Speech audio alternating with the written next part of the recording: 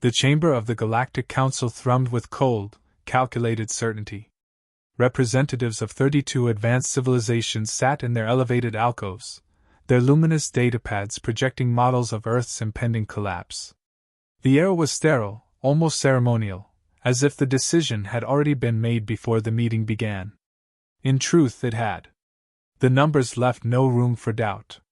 At the center of the amphitheater, a holographic sphere of Earth rotated slowly while colored arcs traced the approach vectors of the Krylax Dominion fleet.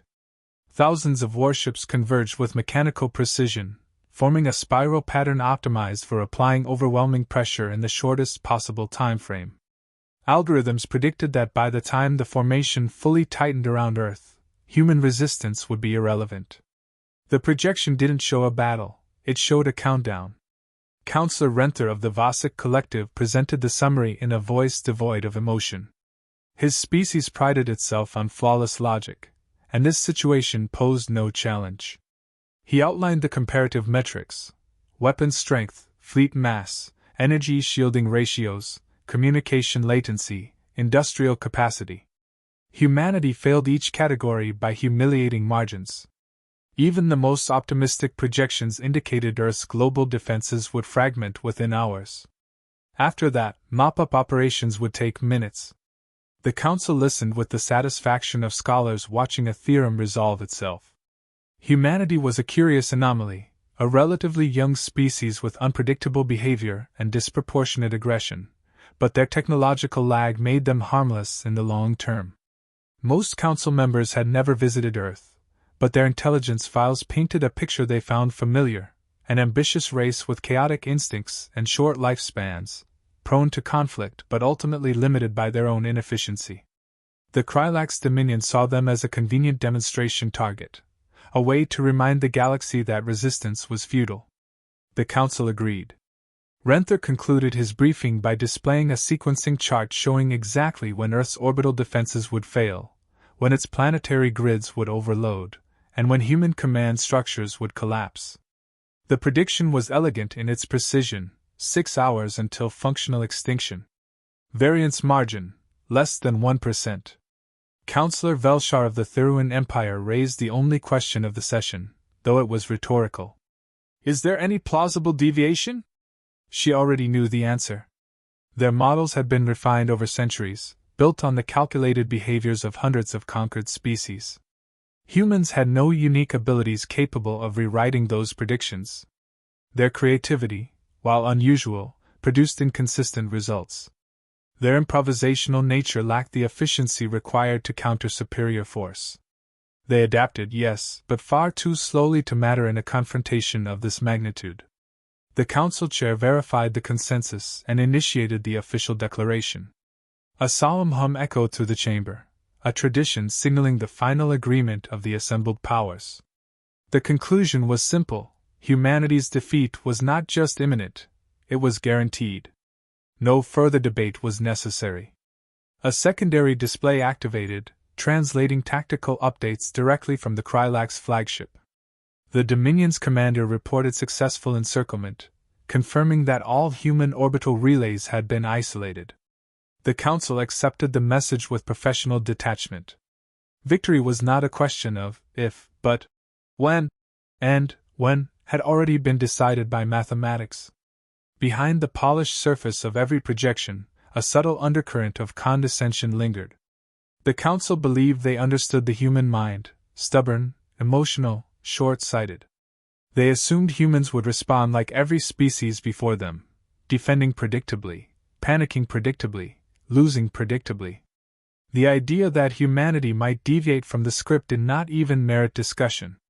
Yet as the Council finalized its vote and sealed the prediction into the official record, a faint anomaly flickered at the corner of the tactical feed. A human signal, encrypted, unstable, unclassified by any known schema, ruptured briefly across the surveillance net. The attending analysts flagged it as noise. The Council ignored it entirely. Beneath the crust of a trembling Earth, command bunkers hummed with the strained pulse of a species staring down extinction.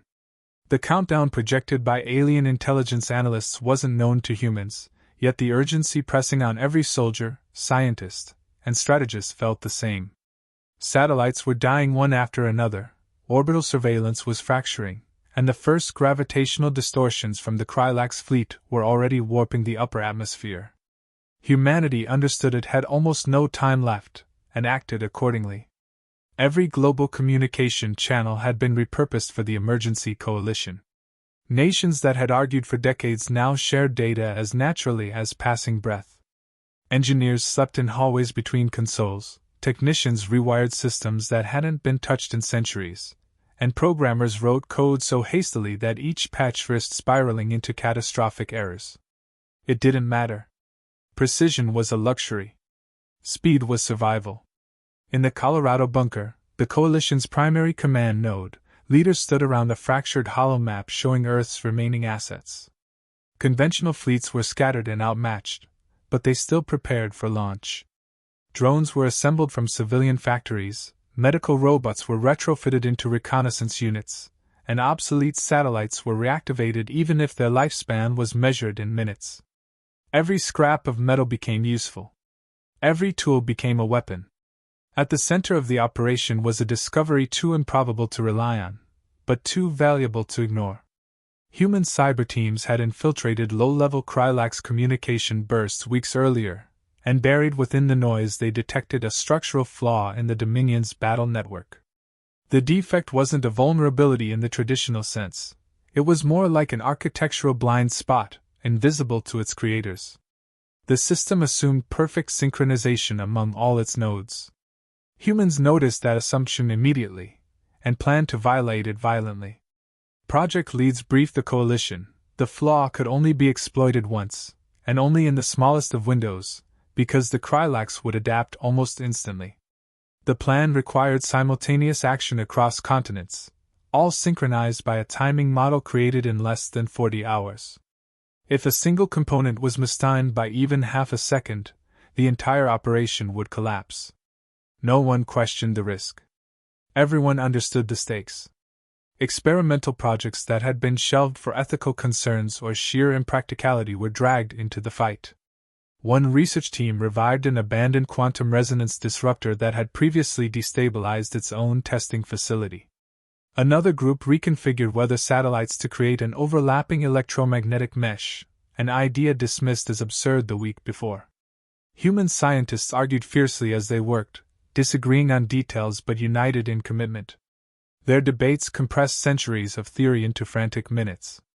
Military crews prepared aircraft that had never been designed for combat against enemies of this scale. Pilots strapped themselves into cockpits with the calm of people who understood the odds and chose to fly anyway. Some carried prototype countermeasures that had no recorded success. Others would launch without knowing if they would return. Humanity's strength had never been perfection. It was the willingness to act before certainty existed. Underground, civilian volunteers joined data analysis brigades, sifting through fragmented intel from fallen satellites. Children were evacuated deeper into shelters while above them, their parents rerouted power grids to fuel the Coalition's final gambit. The world did not resemble a unified civilization. It resembled a singular, desperate organism pushing every cell to survive. As the first shadows of the Krylax Armada darkened the sky, Earth's leaders authorized the plan. No ceremony. No speeches. Only a brief exchange of steady looks that carried a shared understanding. This attempt would either extend humanity's life or mark its final breath. The activation sequence began. A cascade of commands rippled through fiber networks, quantum relays, and repurposed civilian infrastructure. Systems that had never been meant to communicate spoke to each other in improvised languages stitched together seconds earlier. It was chaotic, unstable, and impossible by any standard of conventional war doctrine. The moment the Krylax fleet crossed into Earth's upper orbit, the atmosphere seemed to tighten, as if the planet itself sensed the pressure of an approaching hammer. Their ships moved in flawless formation, synchronized by a command lattice renowned throughout the galaxy for its absolute precision.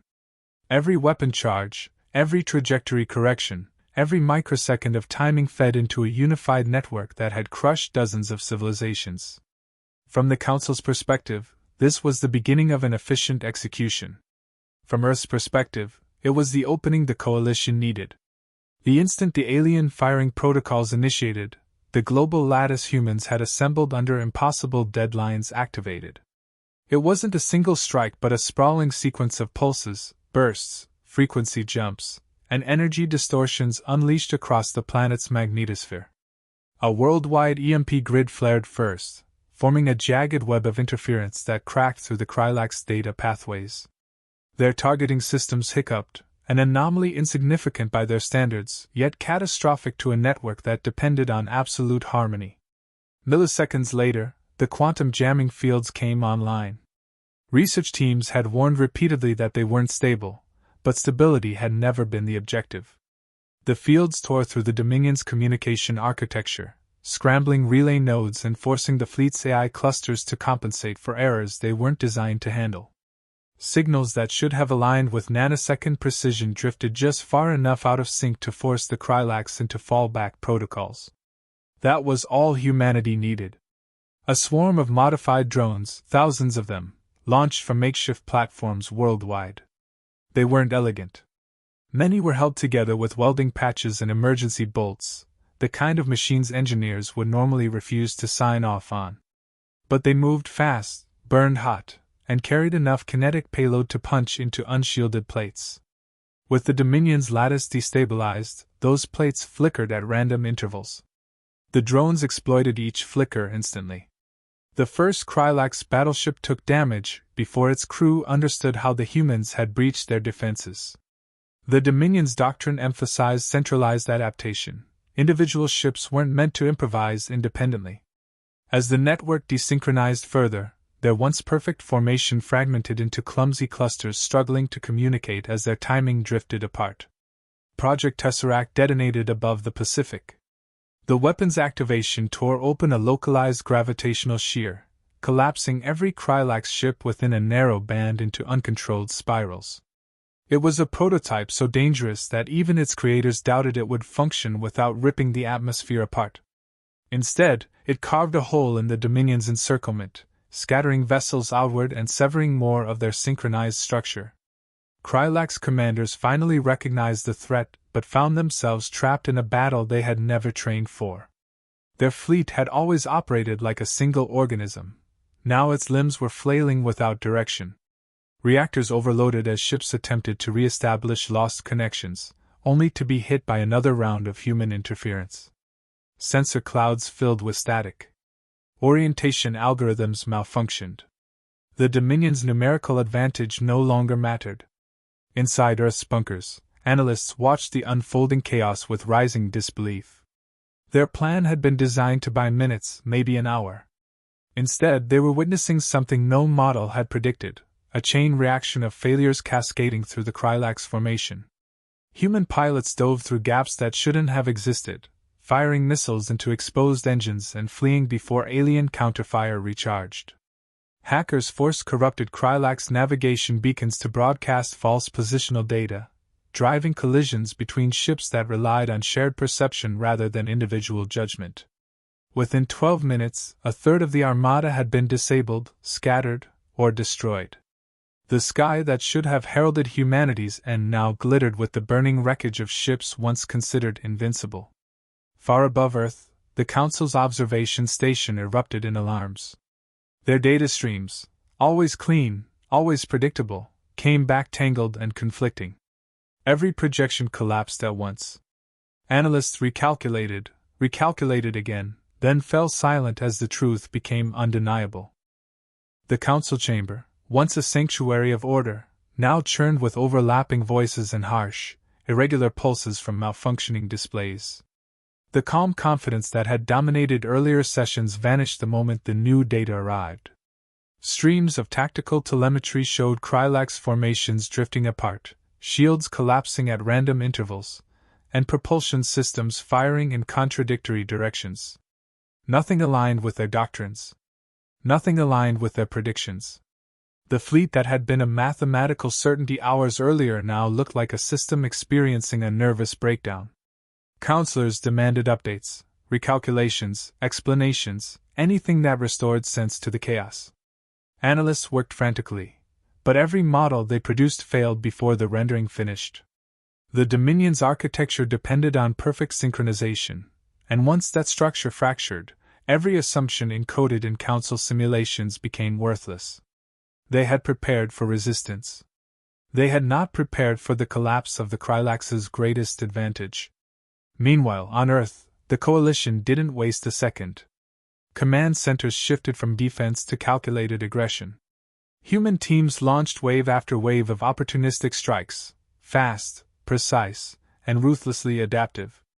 Interceptor units targeted disabled vessels, boarding teams latched onto exposed hull segments, and cyber warfare divisions forced backdoors into Krylax auxiliary systems. The goal was no longer survival. It was momentum. A captured battleship sent the first breakthrough. Its internal systems were exposed long enough for human analysts to map the Dominion's neural learning nodes. The Krylax relied on a centralized predictive core that updated the entire fleet with continuous tactical adjustments. With that core disrupted, every ship became tactically blind. Human command immediately exploited the discovery, deploying algorithmic scramblers that injected false telemetry across the drifting network.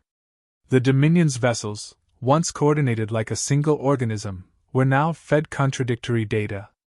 The Council watched in stunned silence as a Krylax cruiser, misled by corrupted positional signals, aligned its weapons on a friendly vessel and fired before internal verification caught the error. The blast tore through a ship meant to be part of the final suppression wave. Another destroyer attempted to compensate and collided with a support frigate. These weren't isolated failures. They formed a chain of internal collapse driven entirely by the humans' relentless ability to adapt faster than the Dominion could recover. Political fractures erupted among the Council members. Some argued for immediate withdrawal from the joint observation, convinced the Dominion's defeat was imminent, and fearing that humans might retaliate beyond Earth's orbit. Others insisted humanity remained a threat that must be neutralized before they spun further out of control. Both sides spoke with rising urgency, but neither could deny that the Krylax were unraveling in real time. Then came the message. Human command broadcast a transmission on wide-spectrum galactic channels, a deliberate, steady declaration that Earth would not surrender and would not be erased. The voice contained no gloating, no taunts, and no desperation. It carried the calm conviction of a species that had accepted its place in the unknown and refused to bow to any power. For many on the Council, the tone alone was more frightening than the tactical results unfolding in orbit. Reports from the fleet grew worse. Human cyber units infiltrated Krylax logistics databases and triggered controlled shutdowns. Boarding teams seized 2 dreadnoughts by overwhelming local security with improvised electromagnetic weapons and sheer persistence. One dreadnought, its command crew trapped behind sealed bulkheads, fell silently under human control. Its broadcasting channel switched to Earth's encryption within minutes. That captured vessel became the tipping point. The Council's internal network lit with warnings indicating a 92% probability that the Dominion's entire operation would collapse. What had begun as a demonstration of overwhelming force now threatened to become the most humiliating defeat in Krylax history. And for the first time, the Council was forced to acknowledge the root cause. Their entire framework for predicting human behavior had been disastrously incomplete. In the last moments of the session, as the chamber dimmed under a storm of red alerts, one final update arrived.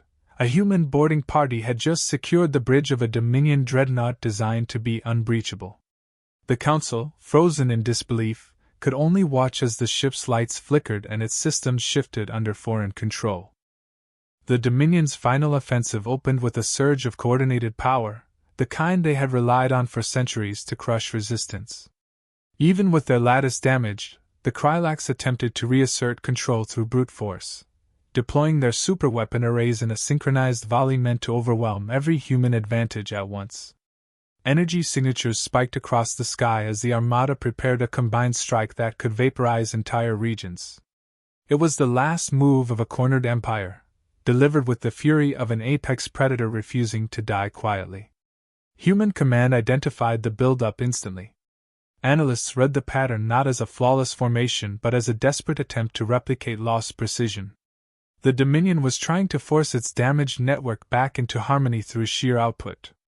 Instead of intimidating Earth, the escalating readings revealed an opportunity, the exact moment when the fleet would be most vulnerable. Coalition strategists developed a counterstrike so swiftly it felt instinctive. Every surviving aircraft, drone cluster, and orbital platform received the same directive: converge fire on the synchronization lines powering the Dominion's final volley. What made the tactic remarkable wasn't the plan itself, but the speed at which humanity adapted. They built the entire operation around data that hadn't existed minutes earlier. No alien model allowed for such rapid reconstruction under pressure. The skies erupted. Human units launched a barrage timed not by perfection but by intuition sharpened through relentless improvisation. The electromagnetic mesh reactivated for one last surge, distorting the energy pathways connecting the Krylax strike modules. Pilots dove into unstable air currents to reach targets flickering between shield cycles. Ground-based rail cannons fired at angles calculated by fragmented software patched only moments before. One by one, the Dominion's synchronization lines buckled.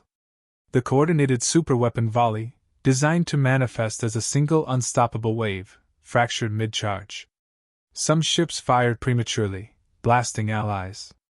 Others overloaded and tore themselves apart. Several lost power entirely as feedback loops detonated internal capacitors. The final, desperate assault disintegrated before it could form. The Council received the tactical feed in near silence. Every red marker representing a Krylax warship flickered with erratic data or vanished altogether. Their projections, once revered as unassailable, had no framework for what was unfolding. They expected humanity to break. Instead, humans were learning in real time, adapting their tactics faster than the Dominion could compensate. The counselors had witnessed battles between countless species, but nothing resembled the unsettling, accelerating pattern visible now, human capability increasing exponentially as the fight continued. Human forces capitalized instantly. With the Dominion's remaining vessels scattered and unstable, Earth's command deployed coordinated boarding operations supported by hijacked Krylax navigation data. Precision teams used the enemy's own targeting nodes to guide infiltration routes. Those same nodes, corrupted beyond repair, misdirected Dominion ships into crossfire or left them drifting defenseless. By the time the Krylax attempted to retreat, momentum had already carried the battle beyond recovery. Human-controlled dreadnoughts repurposed Dominion codes to disable fleeing vessels. Drone swarms closed remaining gaps, marking targets for strike wings that had been considered obsolete 2 days earlier. In less than an hour, the remnants of the Armada fled into deep space, abandoning their objective entirely. The galaxy had witnessed something impossible: humanity forcing the Krylax Dominion to run. The Council no longer argued. Their final report recognized the failure openly. Every predictive engine they had relied on collapsed under the weight of a variable they had dismissed: the human capacity to evolve under pressure with unprecedented speed. Their archives now contained a warning encoded across every analysis template: human behavior cannot be plotted on linear charts. Human potential cannot be forecast through tradition. Human resistance cannot be quantified. When the invitation reached Earth, it was delivered with formal caution. The Council requested humanity's presence not as a conquered species but as a power rising faster than their models could track. The galaxy had already begun reshaping its political landscape around the new reality.